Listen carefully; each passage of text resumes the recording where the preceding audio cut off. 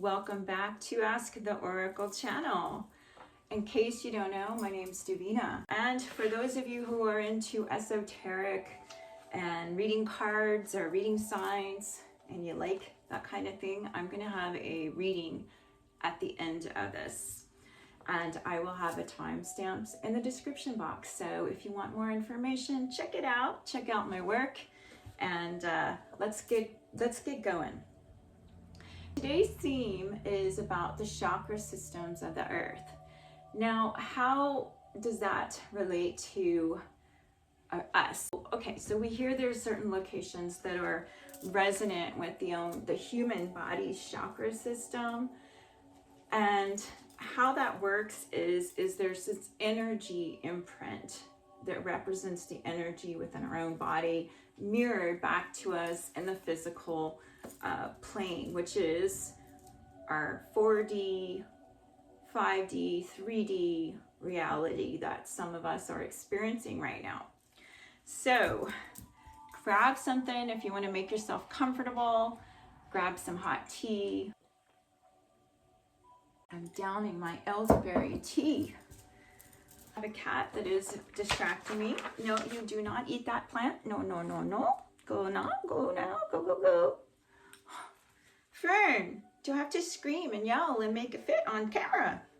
All right, I don't like this. She just ignores me. She's like, what? You're not telling me what to do. I'm a cat. You don't ever tell kitty cats what to do. She's not really a cat. This is her first incarnation as a cat. She's really a fox. But she tries. She tries to be a cat. Okay, let's get back. Let's get back, my dear friend. Look, is that not the funniest thing? It's turned inside out. For a minute, there was an illusion. The illusion that I had no papers that had writing on them. Okay. The theme for today. All right, so I once had a teacher, I'll call him Mr. B, short for Batman. And he said that we can access the quantum field as an observer and collapse the wave by focusing on the possibility of what we want to occur and then getting out of our own way. And I remember that specifically in class. So, okay, I'm starting with that because we're talking about harmonics. Harmonics, hidden harmonics.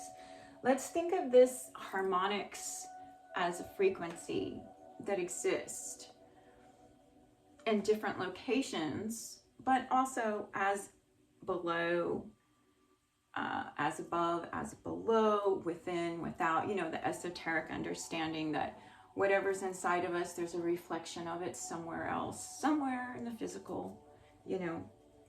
So I was looking at the places on the planet that have high magnetic anomalies.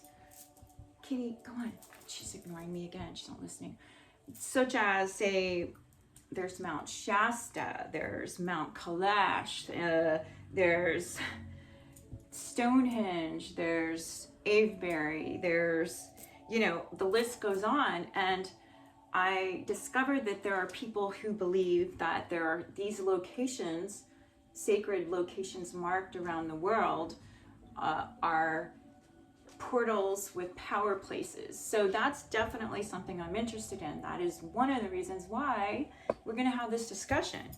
So where I currently live, I live now, which by the way, I wanted to live in the West Coast. I love Washington State.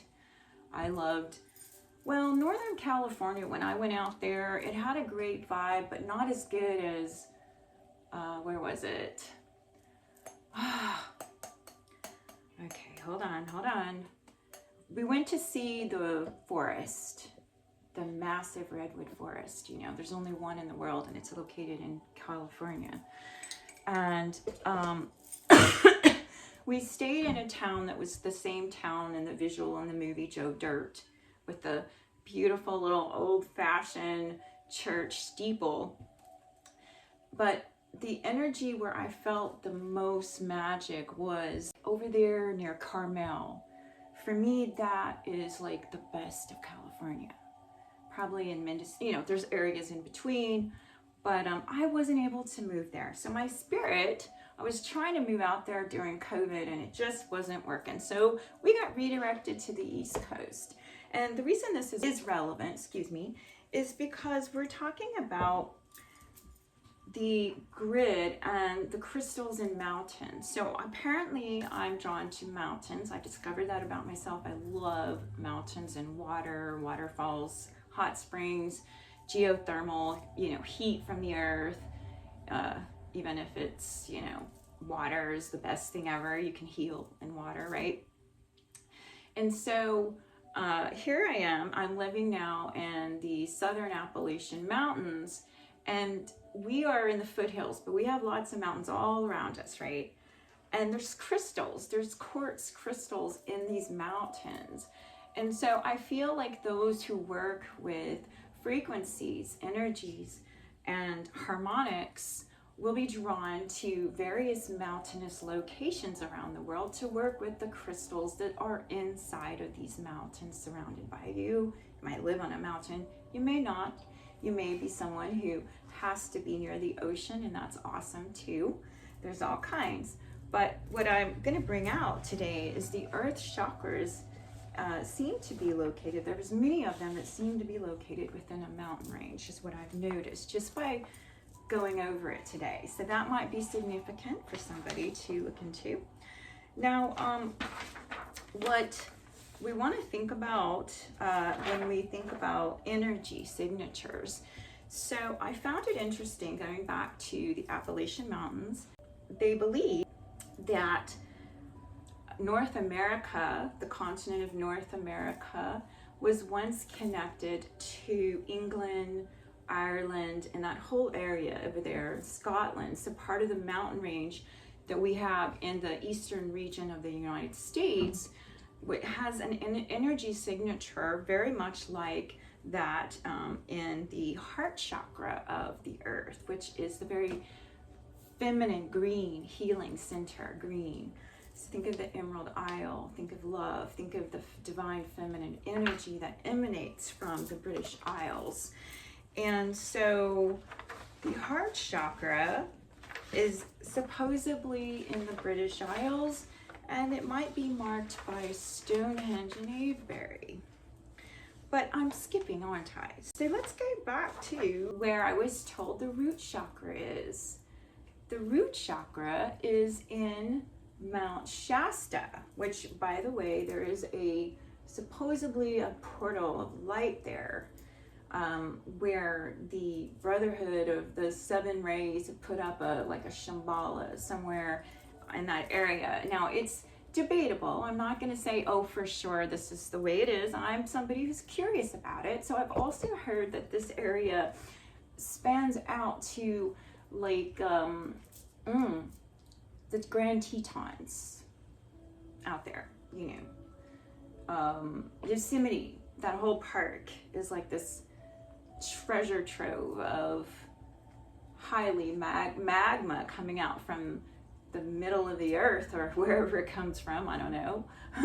This isn't a lesson on that, but it comes down from deep within the pools of the earth and comes out and heats the ground, and there's bubbles and pools, and that area in there supposedly is a very powerful spot as well. So if we want to connect to the chakra point of the red root chakra, which is below, it's below your torso. It's kind of like in that area below your genitals. The root chakra, think of red dirt, red clay, or whatever, red dirt. And I don't know if you haven't seen it, it's something that you can look at images of the Southwest desert and you're gonna see red dirt. They have it in Georgia, which is on the East Coast. It's not just on the West. So red dirt, clay. So think of that, and it's a grounding energy. The function is primal survival. This is where we feel safe or we feel vulnerable. And I just want to bring out, recently I had seen some vulnerabilities in my life. My very own experience was that we were getting 50 mile an hour wind gusts, and the electricity went out in the middle of the night, and it was cold outside, and I saw vulnerabilities within the system of where I live, and it's caused me to think about it. Like, now that I saw what happened for one night, very cold and dark, and the feeling of it. And what happened was the power lines that they had been working on recently, or in the area where I had noticed a bunch of workers, that fell, and it was across the road. I'm telling you that because this is the part that it would affect. If you're feeling vulnerable, it's your root chakra. The root, okay? It's your security. And Shasta, apparently Mount Shasta is where the root of that corresponds to the human body is in the Earth's own chakra system. I think that this is where I want to share to tell you to set your intention. And to connect to the Earth chakras, we just set our clear intention right now to connect. So connecting to that and just saying, I'm safe, I'm grounded, your root chakra, that's where you want to inhale and see that color and bring that color in visually to the area that you want to clear out energetically, and kind of balance your root chakra with the Earth chakra. You know, we can take a deep breath. I think that's important because they say breathing is many years ago I was told that breathing is the way we set our reality. Take a breath and intention. So we're going to do that. Breathe, inhale, 8. 1, 2, 3, 4, 5, 6, 7, 8. Now you're going to want to hold it 4 times. 1, 2, 3, 4. Exhale, 8. Through the mouth. 1, 2, 3, 4, 5, 6, 7, 8.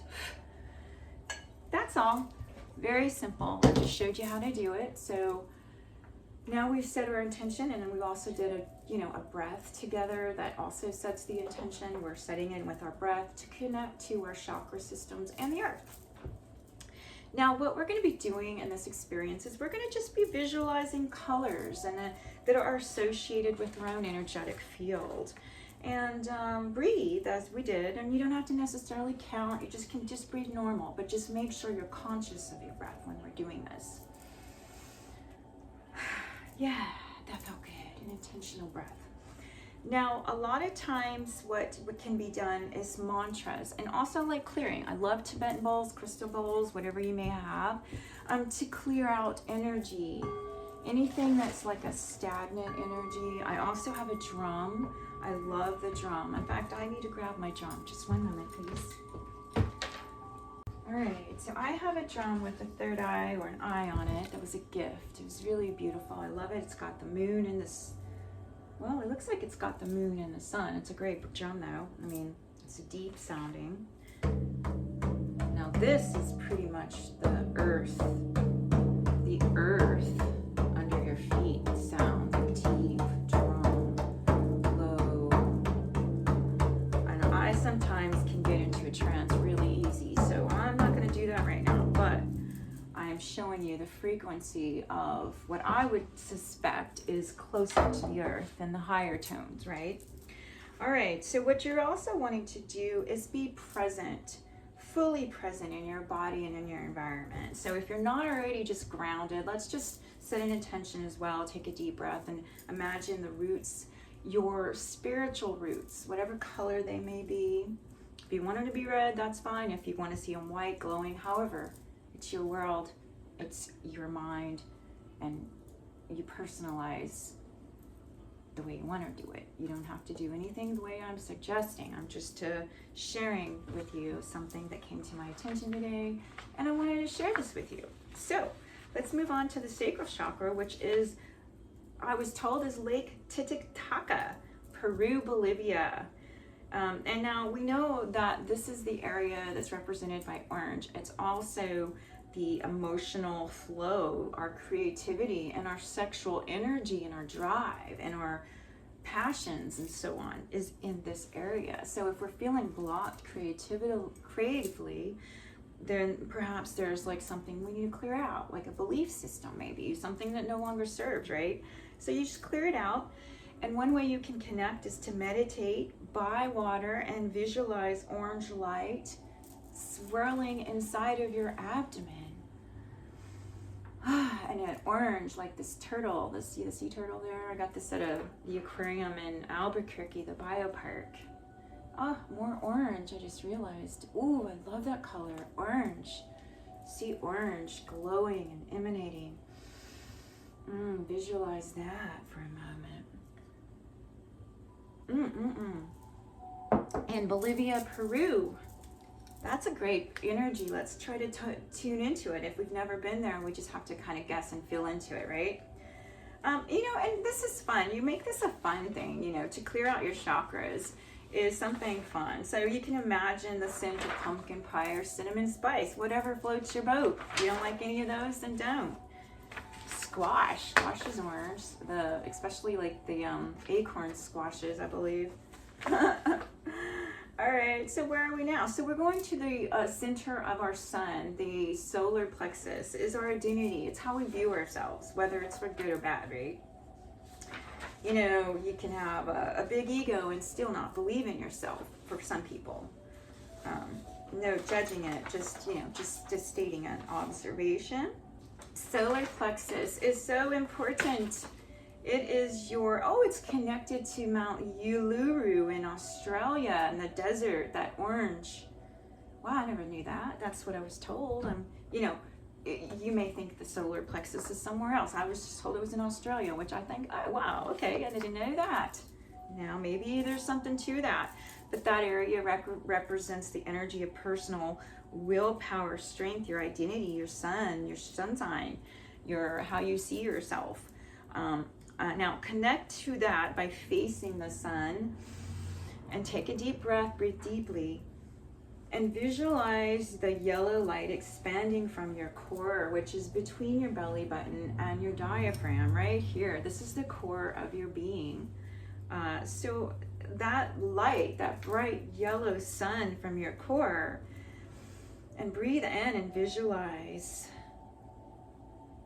how powerful you are. Your solar plexus is totally your center for your personal power, your willpower. Yes, connect to that.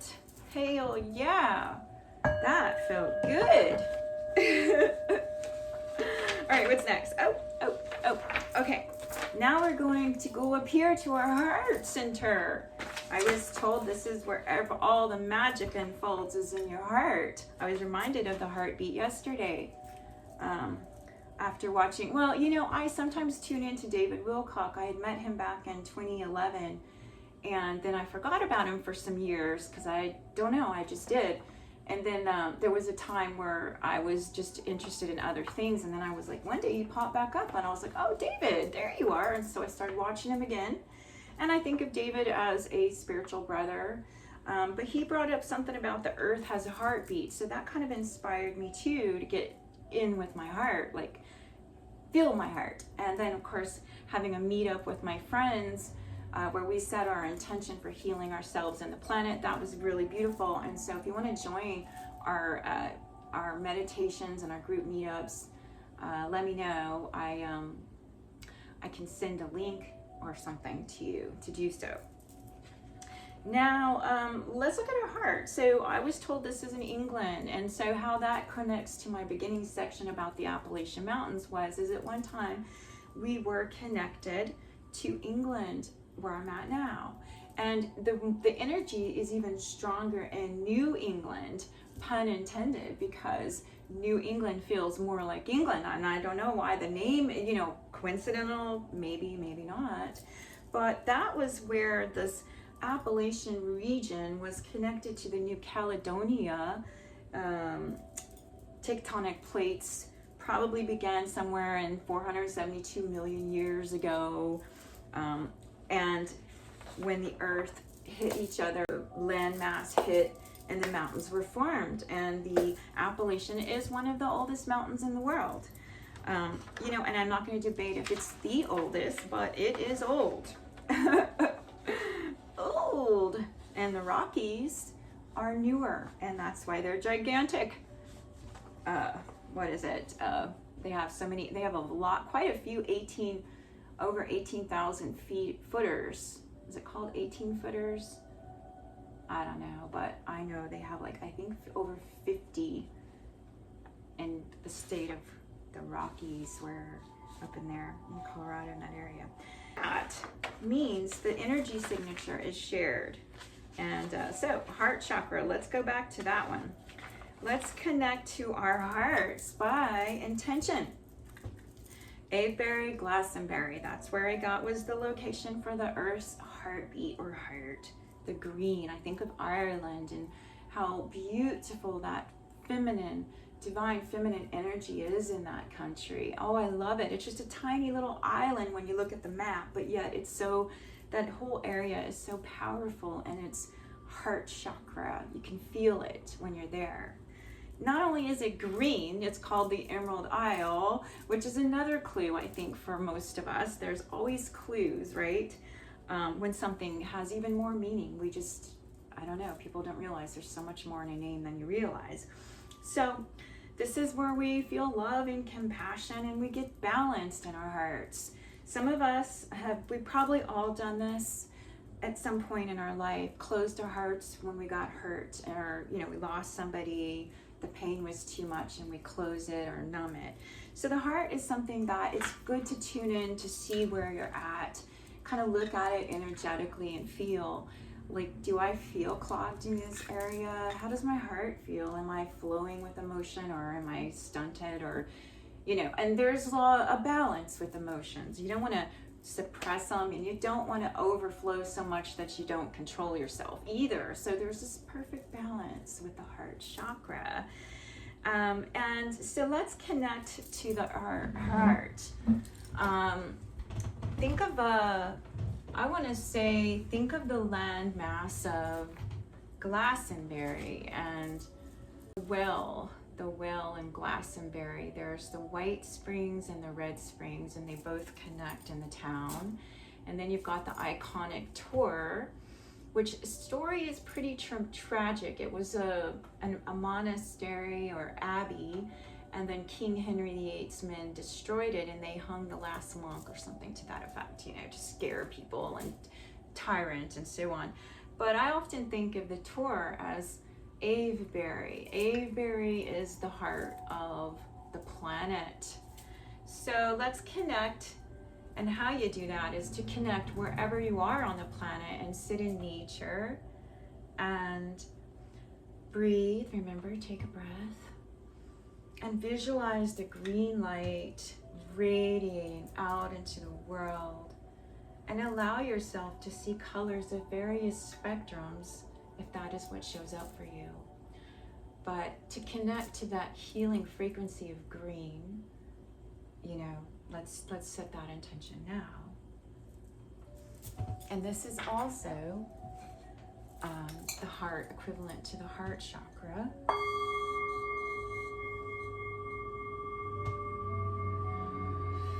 Nature, absorb that energy into your heart. It's very healing. I'm going to show you this picture too, this beautiful Akashic library of information floating above the Nordic regions, the northern regions of the world. Now next we want to think about, now this one is going to be so fun because this one is the throat chakra, and I was told that it's the Giza Plateau, the African continent and that is a magical location built to mirror Orion's belt and the stars. And its function is communication, which is pretty much the most important aspect of building relationships, is to retain dialogue and connect and share truth,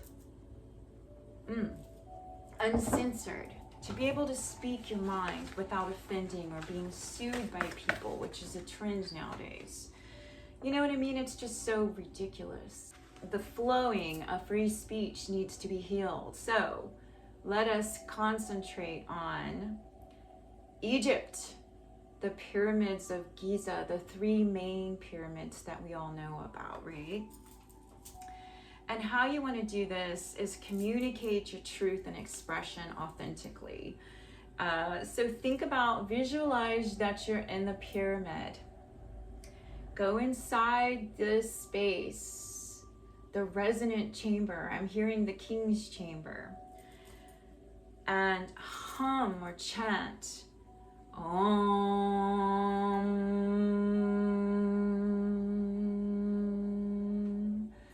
or whatever you feel called to do. That's just, I'm sharing one thing you could do. And I just wanted to say hum, Om.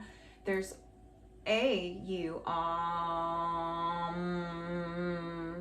That is more of a heart opening sound. And then there's the Om. Throat, it vibrates down to the heart. It opens up a throat healing connection to your ajna, your head, and your heart.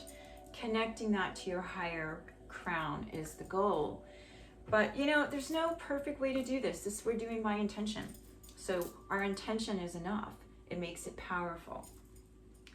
Now, that's something where you might want to go out and look at the blue sky and connect to the sky as well. You don't have to see yourself in the pyramids if it doesn't feel comfortable for you.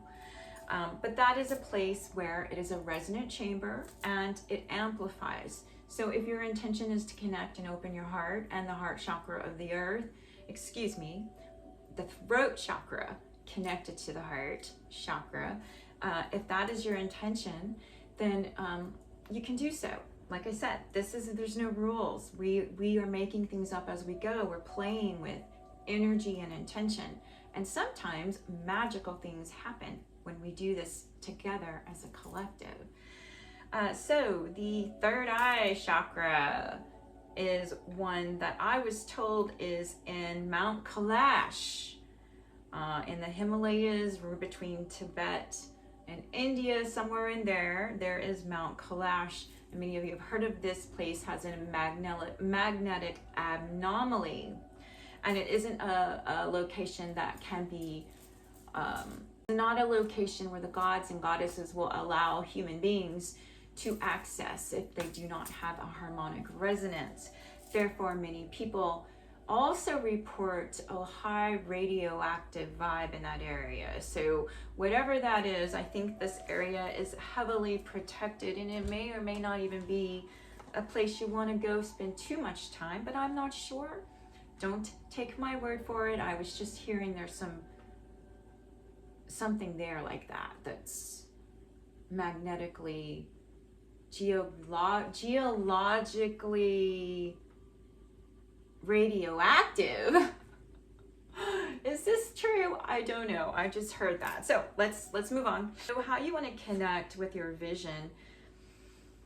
Take a deep breath. Visualize indigo and white light between your eyebrows and in the back into the middle, which is actually where your pineal gland is. You want to activate that. Your third eye vision. And the third eye vision, you can also envision an eye, whatever color eye you want to envision, or just a symbol of the eye, you know, like this. This is my drum. Well, it's my daughter's drum, but she let me use it because she doesn't want to use it, so as much as I do. So third eye, what do you want to do there? You want to visualize the indigo white light coming in from your crown, obviously from the heavens, so that you're aligning yourself and your chakras with the earth and the sky. And so think about that area, Mount Kailash. Maybe even go to that on the map, look at pictures.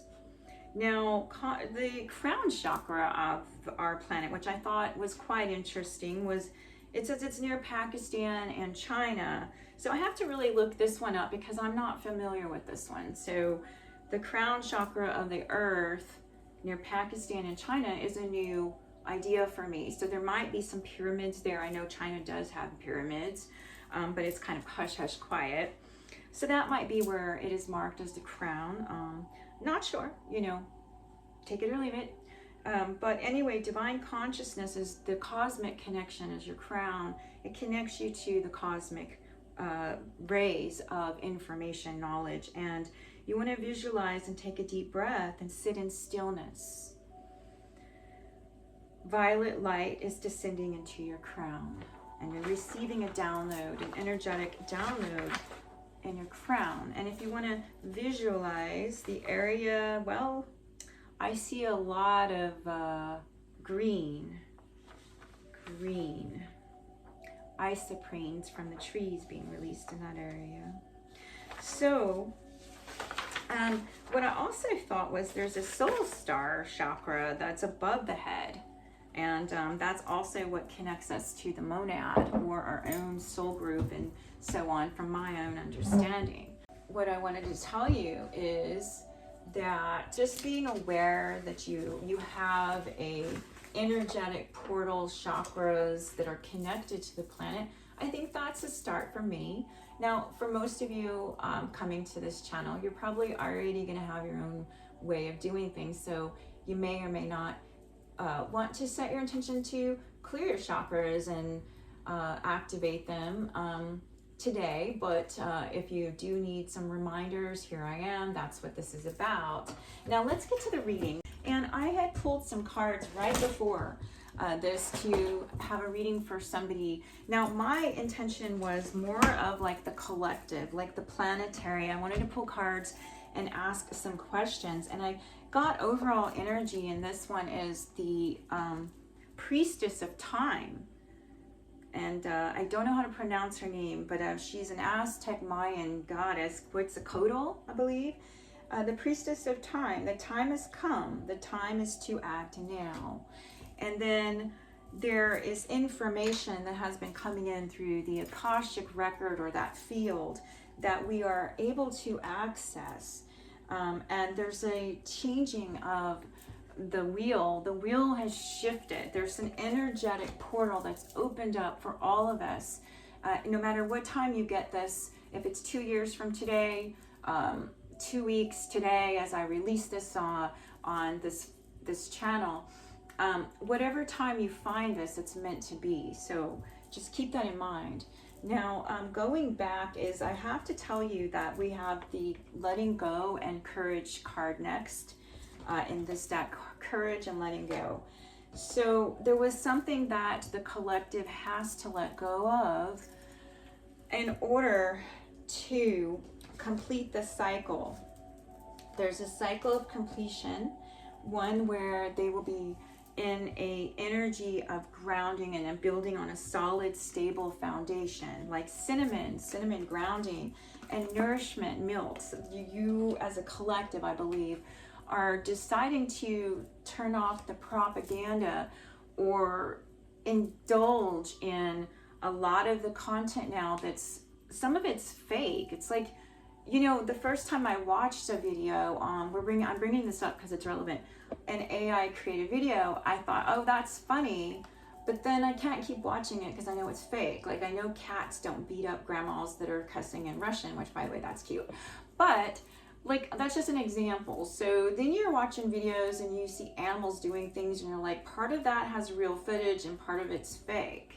And you don't, it's like, you know, it's still a good story maybe, but how many of you are tired of fake? You don't want fake AI created videos that are meant to look real. It makes it hard for people to know who to trust. So you have to learn how to activate your intuition and your trust so that you're not going along and believing things that look real but is not. There's this, it's a trickery is what it is, and many of us are tired of it. We want authentic and real. You know, I do personally. I don't want videos with AI voices. I don't want videos with fake people that don't exist, or even real people that do exist but that's not their video. That seems like it should be banned. It's wrong. It's wrong. Without their permission, hell no, you cannot do that. That's unethical. There's going to be healing occurring for you, healing light through your community and your manifestations. This one's from my Around the World Tarot deck. I had originally, they were supposed to be this size. I had created the deck, and when the order went through, they got smaller. I'm getting that there has been a tower, power has shifted, and it will happen.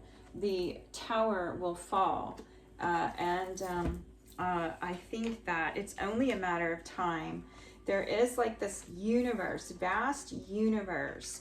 Now, I had created this deck and I had the idea of patience with the Seven of Pentacles, and I put Iran on here. I put the saffron fields, the threads of gold or spice, and how, you know, many of you may not know this, but it takes a lot of flowers to produce the saffron spice. I want to actually read this to you real quickly, okay? Just put 7 interesting facts and some quotes. And also, before I tell you about that though, I want to read this quote to you by Rumi, one of my favorite poets. Everyone has been made for some particular work, and the desire for that work has been put in every heart. So I wanted to tell you that Iran is the world's largest producer of caviar, pistachios, and saffron. And they have some of the oldest continuous civilizations came up from the settlements dating back to 4000 BC. And they have some really cool archaeological sites in Iran. And the Persian word Iran means land of the Aryans. The Medes were of Aryan origin. And the people that occupied Iran first. The 3 wise men in the Christian scriptures were also Zoroastrian, which came from Iran. Did you know that? They were the brothers of the nativity story, I suppose, whatever you want to call it, the 3 magi.